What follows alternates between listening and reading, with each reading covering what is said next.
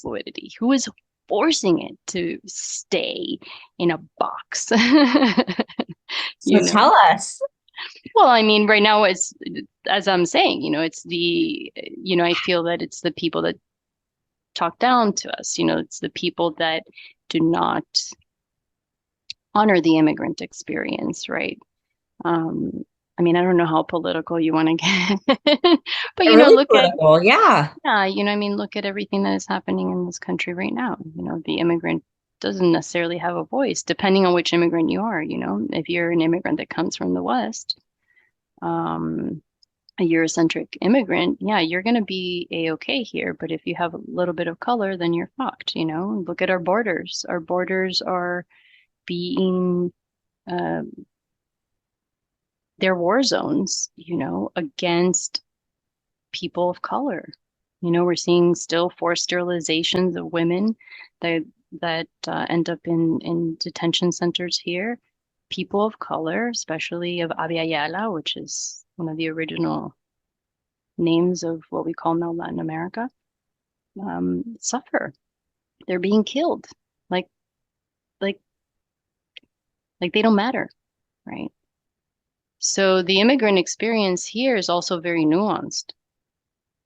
It's very, sorry, not necessarily, well, it is nuanced, but it's also very specific to a person of color as an immigrant has a whole different story than a white immigrant from, say, yeah, Ukraine.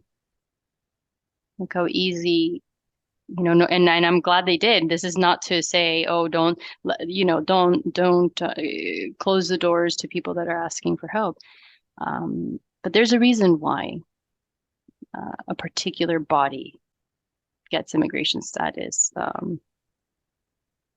quicker than others. Hmm. There are so many immigrants coming into the United States, and with still so many that we don't really influence the politics or the institutions. Yeah. Um, why is that? Or why, like, how can we contribute to more what we call it diversity or have a voice in these spaces? Well, I don't know if I can do justice to that question. I'll try my best. You know, what I notice that the particular immigrant that doesn't get to live an inviting, I'm doing scare quotes right now, an inviting experience as to come, you're welcome type of thing, getting their documents and all that. Speaking to that immigrant experience, those people are people of color. And we live within a system that is designed to uphold the rights and access of a certain body uh, and not of the other, meaning the literal other, right? So we have a white body, and then the other is created against that body. This is historical. We can look through anthropology, we can look through history. I mean, when the settlers came to this body of land, their project was that one, a racialized project, right? To create a white nation. And we are living the effects of all of that. So it is a very real thing, the dangers, right, that the immigrant of color experience in this country because of that, because they are coming from countries that are not necessarily uh, European, European descent. So just like the African American experience here, right, we are going to feel also those, I'm not going to say the same exact ones, but we are going to feel we're going to feel a lot of those same pains as immigrants of color. Why do we not influence a lot of the politics? Some of us don't even have documents to be able to influence our politics. Some of us don't even have documents after years, decades of living here. Decades of living here, and your children are born here, and they can influence, but you still can't. There's a reason for that, a very real one. So that's very bleak, and I still feel that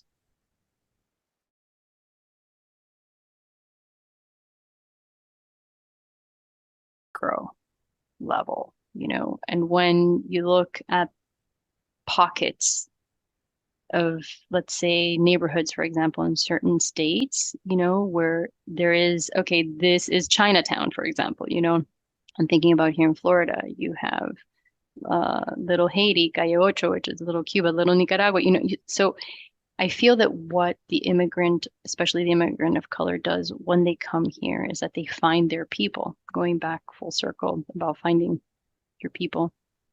And within that, they try their best to do what they need to do to sustain life, to influence at least their surroundings for the better. I mean, it's very hard, I think, to cause some sort of political change, which, by the way, I like to distinguish politics in that sense. I think that there's this political arena, the dominant mainstream politics, what is government, Washington type of thing, and worldwide. And then there's the way I like to use politics, which comes from the word polis, the Greek word polis, to mean the city. It's a conversation of the people. El pueblo would be in Spanish. So for me, the way I use politics is the conversation of the people, right? So how are people coming together in movements within their community or whatnot and keeping these conversations alive?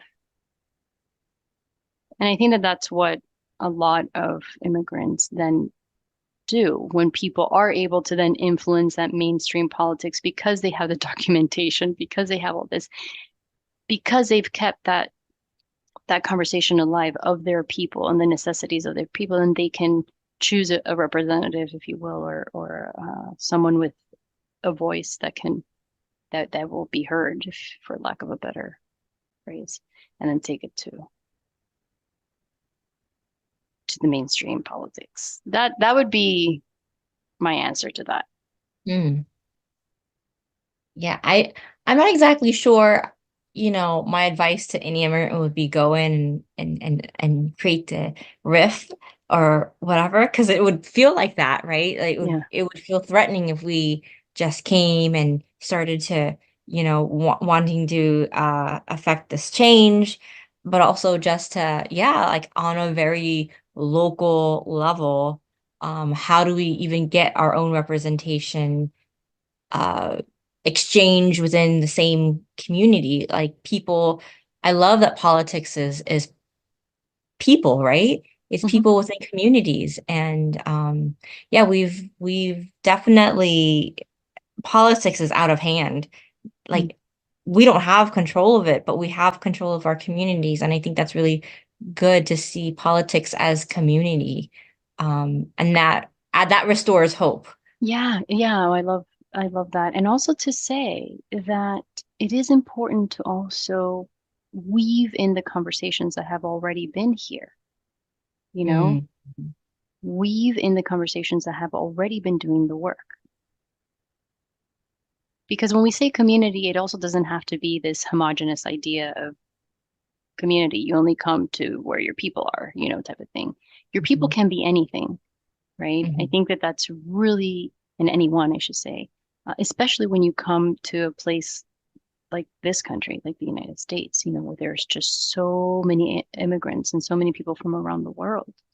Um, and we have to honor the fact that, uh, the indigenous peoples of this land of Turtle Island have been having this political conversation, this conversation of the people since the settlers came and, did everything that they did to them. And it continues to do. We have to honor the conversations also and the politics, if you will, of the enslaved peoples that were that have made this land as well. So I think weaving in the lineages of these conversations, these previous conversations, is also really important as immigrants as we come, so that we're not, um, so that we stay together, because that's the power, right? That's the Hmm. power, a community woven together, and growing. A Yeah. diverse community, a community of diverse voices and stories and peoples woven together and growing. Yeah. Every time I think of something about retaining, you know, uh, something true for you, it is almost always also, um, I hate to say the word can't, but it's with the fact that we are also trying to assimilate. Mm. It's it's not just you coming here and maintaining it, it's assimilating it and maintaining it. So I want to ask you, what are some memories you have about assimilation that is true for you? Um, and then maybe you can give us some advice for anyone else trying to balance these two spaces. Well, assimilation is not a pretty thing, even for a young kid. I remember getting picked on a lot because of my accent, because I didn't speak English, properly yet, and that didn't, that hurts you. Of course, that scars you. Um, I remember also things that I just couldn't do here. It's very common. At least this was my experience here, but it was very common in the DR to always hold hands with everybody, with your little friends and all this other stuff. And it doesn't matter your age, you're just always holding hands, especially, women. And here you don't necessarily do that. It's very much like, you only maybe as kids, but when you grow older, it's like only if you have some amorous relationship or stuff like that. So there were just a lot of these little changes for me that, I mean, I gave in to them because, especially when you're young, you want to make friends, right? You want to make friends, you want people to like you. These are very real, um, feelings, social feelings, that humans have. But as an adult, I mean, I went through the period where it caused great pain to realize that, especially while I was doing my doctorate again, because this is what activist anthropology requires of you, to do a self-reflection, a reflection of, like, um, very part of yourself. And when I thought of all of that I had gone through, one of the first things that popped into my heart was, in many ways, they even took my English away. If I were to speak English without having given into, oh, I need to sound more American, whatever the fuck that means, my English would have been flowered with with my mother language. So it would have had a particular beautiful accent that was erased. And I remember at that moment when I made that realization, I remember asking myself, okay, well, I can't turn back time.